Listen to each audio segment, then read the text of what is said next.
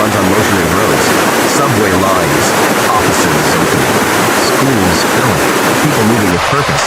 But today, under a pale gray sky, Beijing looks like it's moving in slow motion, and in some places, not moving at all. Because water has taken the rhythm away, it starts quietly. Rain that doesn't seem dangerous at first. Streets that look wet, not flooded. People still trying to finish errands, still hoping the storm will pass. But then the water begins to collect where it always collects: underpasses, low intersections, the edges of rivers and canals, and once it begins to rise, it doesn't rise politely. It climbs. In daylight, you can see the truth too clearly. Brown water pushing over curbs, slipping into courtyards, creeping across sidewalks that disappear one step at a time. Cars stall in the middle of lanes.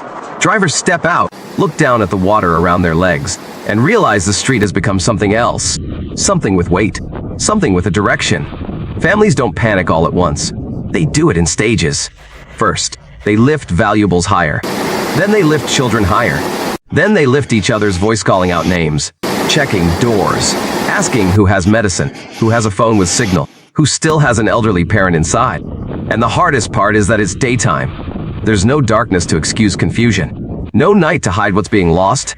The water takes things in full view: furniture drifting, storefronts filling, a child's backpack carried to a corner by the current. Daylight makes the flood feel more personal, because you can watch the exact second your home stops being a home and becomes a container. In some districts, people retreat upward stairwells and rooftops turning into waiting rooms.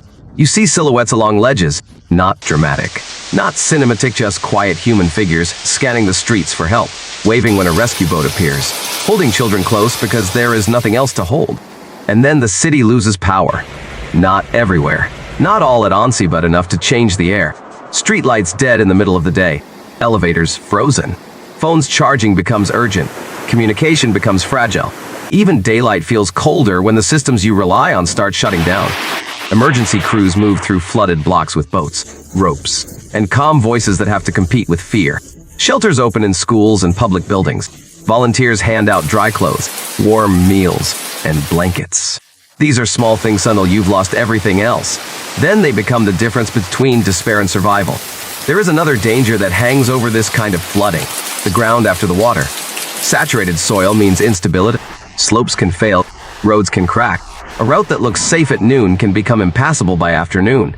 And in a capital city, when one route fails, the impact travels outward. Traffic gridlocks, supply delivery slow, response time stretches. Still, what stays with you isn't the water level. It's the way people behave when control disappears. A stranger carrying someone else's child through knee-deep water. Neighbors forming a human chain to move the elderly. Someone sharing the last portable charger. Hands reaching out without asking who you are first. Because disasters strip away the unnecessary. They leave only what matters. Beijing today is not just a flood story. It's a story about how quickly normal life can be rewritten, and how, in that rewriting, people either break or become each other's shelter. You're watching Weather Floods. We'll keep tracking the situation with calm, clear updates as conditions evolve. If this report moved you or helped you understand what's happening, please like, comment, and subscribe. Turn on notifications so you don't miss the next update.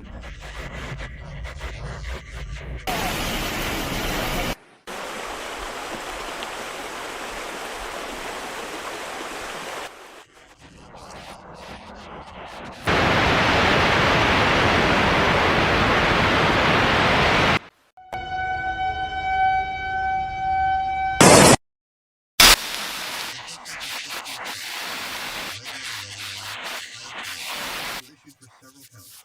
An emergency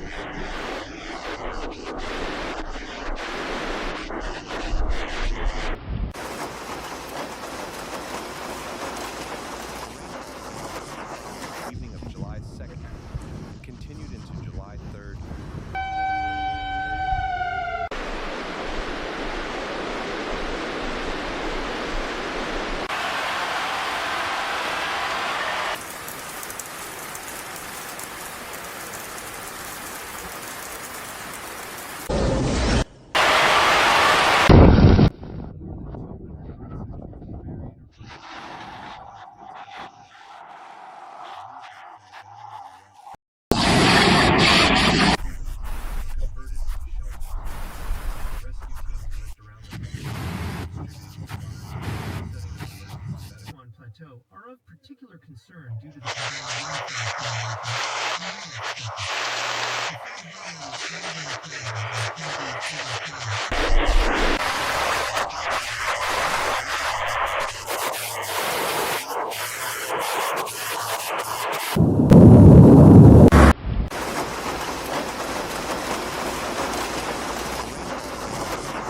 Evening of July 2nd continued into July 3rd.